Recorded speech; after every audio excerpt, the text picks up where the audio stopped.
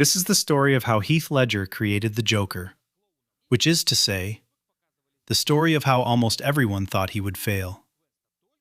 It's hard to remember now. Today, Heath Ledger's Joker is considered one of the greatest performances in movie history. People quote him, study him, still upload clips of his scenes 17 years later. But when Warner Brothers first announced the casting, the reaction was brutal. Fans hated it. Not some fans, most fans. Thousands of people signed petitions. Movie forums exploded. Comment sections turned toxic overnight. Because in the eyes of the public, Heath Ledger wasn't the Joker. He was the guy from Brokeback Mountain, the romantic lead, the pretty boy. And now Christopher Nolan wanted him to replace Jack Nicholson, the same Jack Nicholson whose Joker had become one of the most iconic villains ever put on screen. To many people, it sounded ridiculous. Some thought it was a joke. Others thought Nolan had finally made his first major mistake. What nobody knew was that Heath Ledger had already become obsessed with the role. For weeks, he locked himself inside a hotel room, alone. No interviews, no cameras, no distractions. Just notebooks, voices, laughs, and a character that would eventually change movie history. Because the Joker audiences saw in The Dark Knight wasn't found on set. It was built piece by piece behind a locked door. And the strangest part? The performance almost looked completely different. Because before Heath Ledger became the Joker everyone remembers, he had to create him from nothing. If Christopher Nolan spent 3 years trying not to make The Dark Knight Rises, Heath Ledger spent months trying to become someone nobody had ever seen before. And it started long before the cameras rolled. Because when Nolan began casting The Dark Knight, the Joker was the biggest problem in the entire movie. Batman was already established, Christian Bale was returning, Gotham existed, the world existed. But the villain? The villain had to carry the entire film. And that was a terrifying responsibility. Especially because there was already a Joker everyone remembered, Jack Nicholson. For an entire generation, Nicholson wasn't just a great Joker, he was the Joker. His grin, his laugh, his purple suit, his larger-than-life personality. The performance had become iconic, which meant whoever came next wasn't just playing a comic book character, he was stepping into one of the most famous villain roles in movie history. Most actors would have run away from that challenge. Heath Ledger did the opposite. The strange thing is that Nolan wasn't looking for a comedian. He wasn't looking for someone who could imitate Nicholson. And he definitely wasn't looking for another version of the 1989 Joker. He wanted something completely different, something unpredictable, something genuinely frightening, something that felt like it had crawled out of the real world. And for some reason, he kept thinking about Heath Ledger. At first glance, it sounded absurd. Even Nolan knew it sounded absurd. The public certainly thought so. At the time, Ledger was known for very different movies. A Knight's Tale, Brokeback Mountain, 10 Things I Hate About You. People saw him as a talented actor, but not as a psychopath capable of terrorizing Gotham City. The internet reacted exactly how you'd expect. Forums exploded, fans complained, articles mocked the casting. Message boards filled with the same question over and over again. Why Heath Ledger? Today that sounds ridiculous. Back then, it was everywhere. The reaction became so loud that many people had already decided the performance would fail before a single frame had been filmed. But Nolan wasn't worried. Because unlike the audience, he had already seen something. He had met Ledger. And during those conversations, he realized something important. Ledger wasn't interested in playing a comic book villain. He was obsessed with creating a new one. A villain who wouldn't feel like a movie character at all. A villain who would feel like pure chaos. Years later, Nolan would describe Heath as fearless. And that's probably the best word for what happened next. Because while the internet was busy laughing at the casting, Ledger disappeared. Not from Hollywood, not from movies, from everyone. Because if he was going to convince the world he could become the Joker, He first had to figure out who the Joker actually was. And to do that, he locked himself away with nothing but a notebook, a few ideas, and one terrifying question. What would chaos sound like if it could laugh? The version of the Joker that audiences know today wasn't created on a movie set. It wasn't created during rehearsals, and it definitely wasn't created by accident. It was created inside a hotel room, alone, for weeks. No cameras, no costume, no makeup, no Gotham City. Just Heath Ledger and an empty notebook. Years later, that notebook would become almost mythical among movie fans. People talk about it like it's some kind of secret artifact. But what's fascinating isn't the notebook itself. It's what it tells us about Heath's process. Because most actors start with the script. Ledger started with a feeling. He wasn't trying to play a criminal. He wasn't trying to play a comic book villain. He wasn't even trying to play the Joker as fans knew him. He was trying to create something that felt genuinely unsettling. Something impossible to predict. Christopher Nolan had already decided that his version of Gotham would feel grounded in reality. That created a problem. The Joker couldn't just be another colorful supervillain. He had to feel like someone who could actually exist. Someone who could walk into a room and immediately make everyone uncomfortable. Someone who seemed dangerous before he even spoke. And that's exactly what Ledger began building, piece by piece. He filled notebooks with images, newspaper clippings, photographs, random thoughts, ideas that had nothing to do with traditional comic book villains. The more he worked, the further he moved away from every previous version of the character, especially Jack Nicholson. That was deliberate. The easiest thing in the world would have been imitation. Nicholson's Joker was already legendary. Most actors would have borrowed from it, copied the laugh, copied the energy, copied the mannerisms. Ledger refused, because he knew the fastest way to fail was to remind audiences of someone else. If he wanted to survive the comparison, he had to become something entirely different. And that's when the really strange inspirations started appearing. Punk rock culture, anarchy, chaos, the paintings of Francis Bacon, Alex from A Clockwork Orange, Sid Vicious. Things that had absolutely nothing to do with Batman, but everything to do with the feeling Nolan wanted. The Joker wasn't supposed to feel like a comic book character. He was supposed to feel like a force of nature. Like a storm that had somehow learned how to smile. And then there was the laugh. The single most important sound in the entire performance. Ledger became obsessed with it. Because every Joker needs a laugh. But the obvious versions didn't work. A theatrical laugh sounded fake. A cartoon laugh sounded ridiculous. A villain laugh sounded predictable. So he kept experimenting, trying different rhythms, different pitches, different levels of discomfort, until eventually he found something unusual. A laugh that didn't sound joyful. A laugh that sounded painful, like someone forcing themselves to enjoy the destruction happening around them. By this point, the character was beginning to take shape, not through costume, not through makeup, but through psychology. The problem was that none of this had been tested, not with Nolan, not with the cast, not with Warner Brothers, and certainly not with audiences. For all Heath knew, the entire thing could fail the moment he stepped in front of a camera. Because creating the Joker in a notebook was one thing. Bringing him into the real world was something else entirely. And when that day finally came, even Christopher Nolan wasn't fully prepared for what walked onto the set. For weeks, Heath Ledger worked in complete isolation, filling notebooks, testing voices, studying people, building a character that nobody had ever seen. Eventually, there was only one thing left to do: show Christopher Nolan. And that's where most actors would have been terrified. Because creating a character in private is safe. Nobody can tell you it's wrong. Nobody can tell you it doesn't work. But the moment you step onto a set, all of that changes. Suddenly there are producers, crew members, other actors, studio executives, everyone watching, everyone judging, everyone wondering whether Christopher Nolan had just made a huge mistake. And remember, at this point the internet was still convinced the casting was ridiculous. Every article seemed to ask the same question. Why Heath Ledger?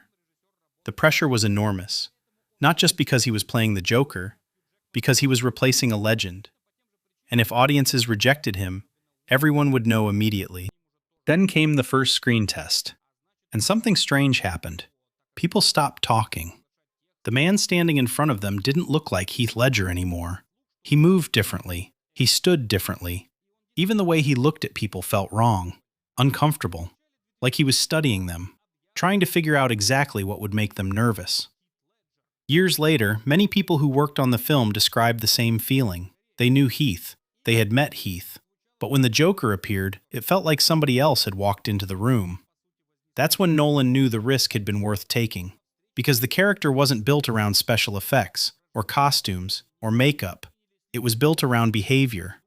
The Joker didn't enter scenes the way normal villains do. He drifted into them, like he belonged there, like everyone else was the intruder. And then there was the voice. Even Nolan wasn't expecting that voice. It wasn't loud. It wasn't theatrical. It wasn't the kind of performance designed to dominate a room.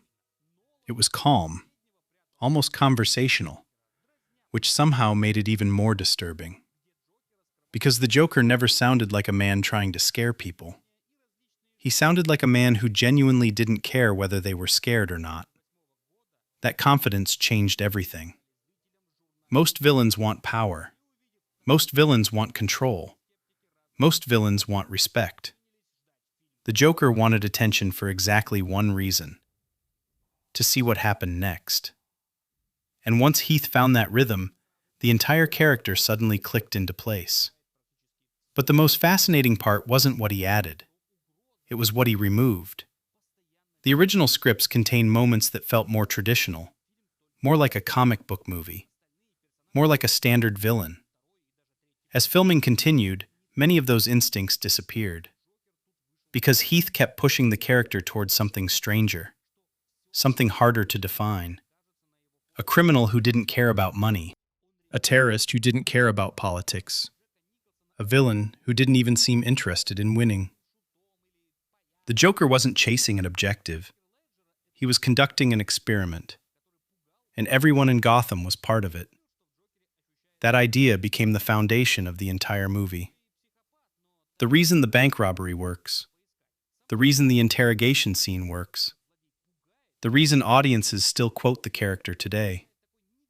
Because underneath the scars and makeup, there was something terrifyingly simple. The Joker genuinely believed he was right. And now that Nolan had seen the character come alive, there was only one question left. How do you make him look as dangerous as he feels? Because creating the Joker's mind was one challenge. Creating his face would become another. By the time filming began, Christopher Nolan knew he had something special. The performance was working. The voice was working. The mannerisms were working. But there was still one enormous problem. Nobody knew what the Joker should look like. And that might sound strange now. Today, Heath Ledger's Joker is one of the most recognizable characters in movie history. The scars, the smeared makeup, the greasy green hair, the purple coat. It's impossible to imagine him looking any other way. But back then, none of that existed. And Nolan knew the wrong design could destroy everything they had built. Because this Joker wasn't supposed to look cool. That was the trap. Comic book movies had spent decades making villains look iconic, stylized, clean, memorable. Nolan wanted the exact opposite. He wanted someone who looked like he'd slept in the same clothes for weeks. Someone who didn't care how he appeared. Someone who felt real. The breakthrough came from a surprisingly simple question. What if the Joker applied his own makeup? Not professionally, not carefully, not because he wanted to create a symbol, but because he simply didn't care.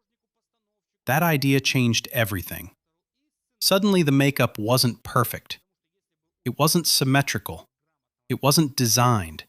It was messy, uneven, smeared across his face like something applied in a dirty bathroom mirror at 3 a.m.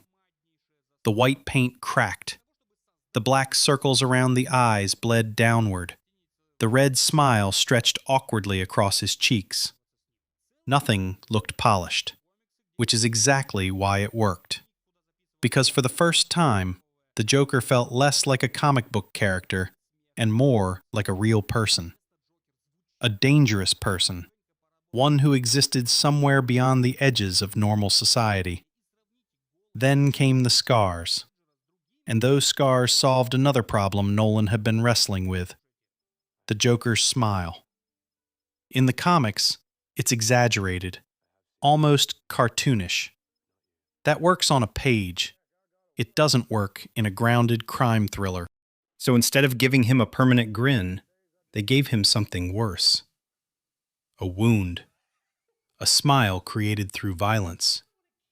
And suddenly, every time he laughed, every time he spoke, every time his face moved, the audience couldn't stop looking at it. It was unsettling, painful, distracting. Exactly what Nolan wanted. But Heath wasn't finished. Because once the costume arrived, he started changing that too. Most actors treat costumes like wardrobe. Ledger treated them like character development. He rubbed the makeup into the fabric, wrinkled the clothing, wore pieces in ways that made them feel used, lived in, dirty. As if the Joker had been wandering Gotham for years before the movie even began. And that's one of the most fascinating things about the performance. The Joker arrives fully formed. Most movie villains have an origin story, a transformation, a moment where they become who they are. The Joker doesn't. The first time we meet him, he's already complete, already dangerous, already terrifying. The movie never explains where he came from, never tells us who he was, never reveals what happened to him. And that wasn't an accident. Every time someone asks about his scars, he tells a different story. Every explanation contradicts the last one. Because Nolan and Ledger understood something most villains never do. Mystery is powerful. Sometimes the less audiences know, the more they fear. And by the time the cameras rolled on the opening bank robbery scene, the transformation was complete. The internet still thought Heath Ledger was a terrible choice. The studio was still nervous. Many fans were still skeptical. But all of that was about to change. Because in just a few minutes of screen time, Heath Ledger was going to accomplish something almost impossible. He was going to make everyone forget Jack Nicholson. The opening scene of The Dark Knight lasts just a few minutes. But those few minutes changed everything. Because until audiences saw the bank robbery, Heath Ledger was still a controversial casting choice. People forget that now. History has a funny way of rewriting itself. Today, it's easy to pretend everyone immediately recognized greatness. That isn't what happened. Before release, fans were nervous. Many were openly hostile. The internet had spent over a year mocking the decision. People couldn't picture the charming actor from Brokeback Mountain becoming Gotham's most dangerous criminal. Then Warner Brothers did something unusual. Months before the movie came out, they released the opening bank robbery sequence. Not the whole film, just the first scene. And almost overnight, the conversation changed. Because the moment audiences saw the Joker in action, they realized something. This wasn't Jack Nicholson. This wasn't a modernized version of Jack Nicholson. This wasn't even the Joker they thought they wanted. This was something entirely new. The scene itself is brilliant in its simplicity. A group of masked criminals rob a bank. One by one, they eliminate each other, each believing they're following the plan, each believing they're the smartest person in the room, until eventually only one remains, the Joker. But here's what's fascinating. The Joker barely does anything flashy. No grand speech, no dramatic entrance, no giant action sequence. In fact, for most of the robbery, he's just another guy in a clown mask. And somehow, that's what makes the reveal work. Because Nolan understood suspense. Every minute audiences spend wondering where the Joker is, they're actually watching him. The reveal isn't surprising because he suddenly appears. The reveal is surprising because he's been there the whole time. Then comes the school bus. One of the most famous exits in movie history. The Joker crashes through a wall, merges into a line of school buses, and disappears. No final showdown, no heroic intervention, no punishment. He simply leaves. And that's when audiences realize the rules were different. Movie villains aren't supposed to win the opening scene. Movie villains aren't supposed to outsmart everyone. Movie villains definitely aren't supposed to vanish before the hero even appears. But the Joker wasn't playing by movie rules. And neither was Heath Ledger. The thing that shocked people wasn't the violence, or the makeup, or the scars. It was the confidence. Every movement felt intentional. Every glance felt calculated. Every word sounded like it came from someone operating on a completely different wavelength from everyone around him. And the strangest part? The character somehow felt bigger than the movie. Even though Batman hadn't appeared yet, audiences were already talking about the Joker. That's incredibly rare. Most villains become memorable because of their relationship with the hero. The Joker became memorable before he ever met Batman. That's when people started realizing something extraordinary was happening. Because great performances usually reveal themselves over time. This one announced itself immediately. Within a few minutes, years of skepticism disappeared. The headlines changed. The forums changed. The conversations changed. Suddenly, nobody was asking, why Heath Ledger? Now they were asking something much more interesting. How the hell did he do that? And as filming continued, the cast began asking themselves the exact same question. Because while audiences had only seen a few minutes of the Joker, the people on set were watching him every single day. And what they witnessed would become one of the most talked about performances in movie history. By the time audiences saw the bank robbery scene, Heath Ledger had already won his first battle. People finally believed he could play the Joker. But convincing the audience was only half the challenge. Now he had to survive Christopher Nolan's set. And Nolan's sets are different. There are directors who spend half the day searching for a scene. Christopher Nolan arrives knowing exactly what he wants.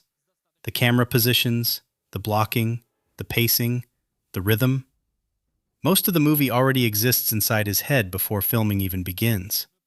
Which means there's nowhere to hide. If a performance isn't working, everyone knows. And somehow, Heath Ledger wasn't just making it work. He was making it feel real. Crew members began noticing something strange. Between takes, Heath was relaxed. He joked with people, talked to the crew, smiled. Then Nolan would call action. And something changed, almost instantly. The posture shifted. The eyes changed. The energy in the room felt different. It wasn't like watching an actor perform. It was like watching somebody disappear and somebody else take his place. Michael Caine experienced that firsthand. Years later, he would remember the first time he saw Ledger fully transformed as the Joker. The scene was Bruce Wayne's fundraiser.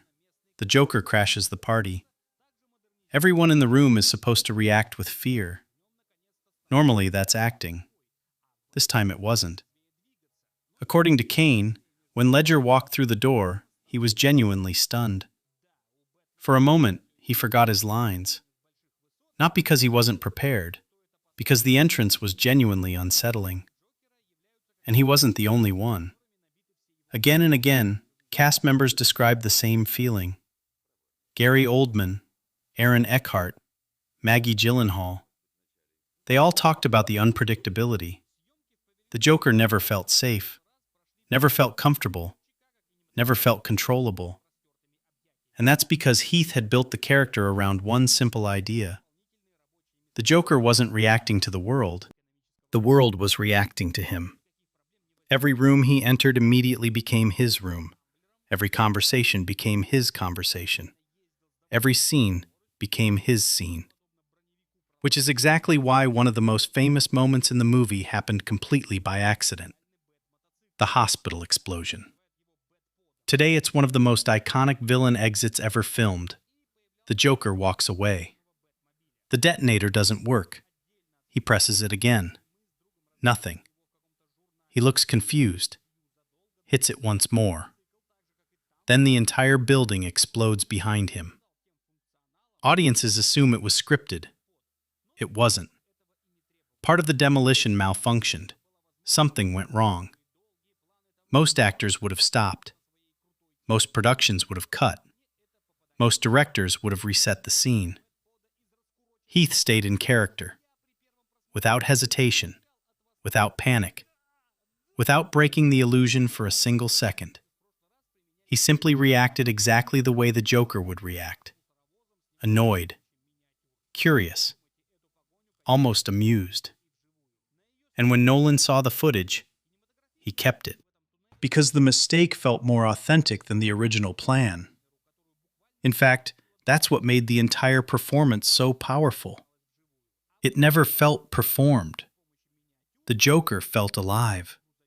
As if nobody, not Batman, not Gotham, not even the audience, could predict what he might do next. And that unpredictability became the foundation of the entire character. Because underneath the makeup, the scars, and the laugh, the Joker wasn't trying to rob banks. He wasn't trying to rule Gotham. He wasn't even trying to beat Batman.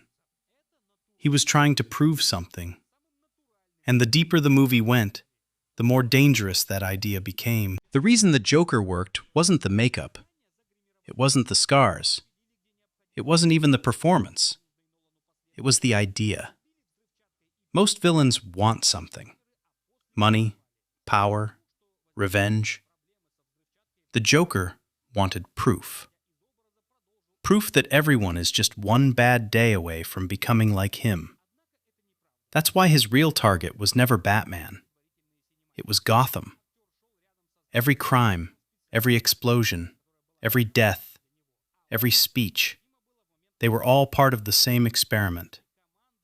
The interrogation scene makes that clear. Batman thinks he's questioning the Joker. The audience thinks Batman is winning. But the Joker already knows something Batman doesn't. Violence won't stop him. Fear won't stop him. Pain won't stop him. Because the Joker isn't fighting for survival. He's fighting for an idea. And ideas are much harder to kill. That's why Heath Ledger plays the scene so calmly. The Joker isn't nervous. He isn't angry. He's excited. Because every punch Batman throws only proves his point. The closer Batman gets to losing control, the closer the Joker gets to winning. And then comes Harvey Dent, the White Knight of Gotham, the city's future, the man who represents everything Batman is trying to protect. The Joker looks at Harvey and sees the perfect test subject. Because if Harvey Dent can fall, anyone can. And that's exactly what happens. Slowly, painfully, inevitably. The Joker doesn't destroy Gotham with guns. He destroys it with doubt. And by the end of the movie, Gotham is starting to believe him. Which leads to the biggest question in the entire film. What if the Joker is right? Then something happened that nobody expected. In January 2008, 6 months before The Dark Knight reached theaters, Heath Ledger died. He was 28 years old. Almost overnight, every conversation about the movie changed. People stopped talking about Batman, stopped talking about Christopher Nolan, stopped talking about Gotham. The focus became Heath Ledger. And with that came countless theories. Did the Joker consume him? Did the role change him? Was there some connection between the performance and the tragedy? The truth was much simpler. The people who knew Heath best consistently said the same thing. He was proud of the work, excited for people to see it, proud of what he had created. But once a story enters public imagination, it develops a life of its own. And suddenly, The Dark Knight carried a weight far bigger than any superhero movie. When the film finally opened in July 2008, nobody knew what would happen. The expectations were enormous. The pressure was enormous. And within a few days, it became obvious. The movie was a phenomenon. Critics loved it, audiences loved it, box office records started falling. But above everything else one conversation dominated: the Joker. Every review seemed to mention him. Every discussion returned to him. People walked into theaters expecting a Batman movie. They walked out talking about Heath Ledger. And that's incredibly rare, because great villains usually support great movies. The Joker became bigger than the movie itself. For months, people quoted the lines, imitated the voice, analyzed every scene, debated every decision. It felt less like a performance and more like a cultural event. The internet that had once mocked the casting now treated it as one of the greatest decisions in movie history.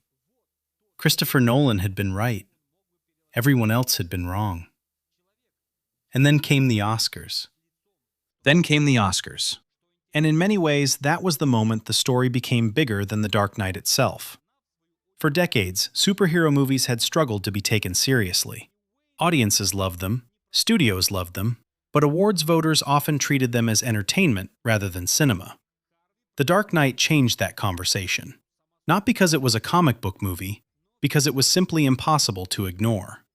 The film earned 8 Academy Award nominations, and Heath Ledger won Best Supporting Actor, posthumously.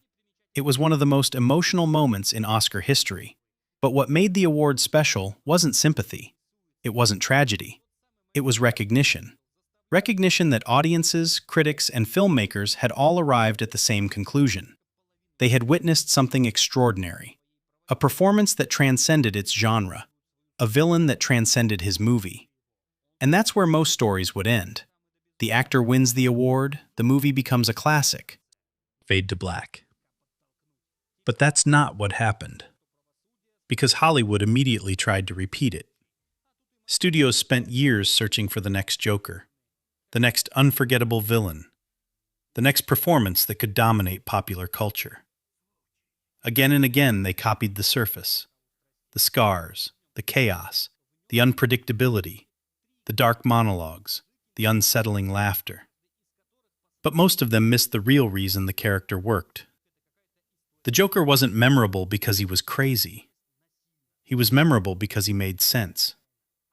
Not moral sense, not logical sense, character sense. Every decision came from a belief that people are weaker than they pretend to be, a belief that order is an illusion, a belief that everyone eventually breaks. Whether audiences agreed with him or not didn't matter. What mattered was that the Joker believed it completely. And Heath Ledger believed it completely while the cameras were rolling. That's why nearly 2 decades later, the performance still feels alive. Technology has improved, budgets have exploded. Superhero movies have become larger than anyone imagined in 2008. Yet people still return to The Dark Knight, still quote the Joker, still compare every new villain to Heath Ledger. Because great performances don't age the way special effects do. They survive. And maybe that's the strangest part of this entire story. When Christopher Nolan announced Heath Ledger as the Joker, people laughed. They mocked the decision. They said he was wrong. They said the movie was making a mistake. Today, it's almost impossible to imagine anyone else in the role. What began as the most controversial casting choice in modern superhero history became the standard every future comic book villain would be measured against. Not because Heath Ledger played the Joker, because he transformed him. And in doing so, he helped create something even rarer than a great character.